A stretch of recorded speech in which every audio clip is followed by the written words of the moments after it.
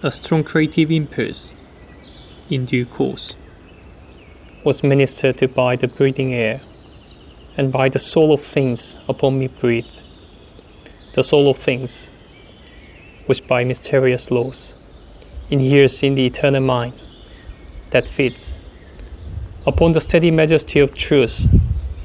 a birch by which pleasure is enhanced, that penetrates, enable us to mount, when high, more high, and lift us up when fallen.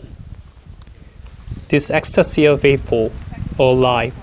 with gleams of light, with organic form, is dying trees, with their vivid golden leaves, their messy foliage, and their endless curves, all in one mighty mountain harmony.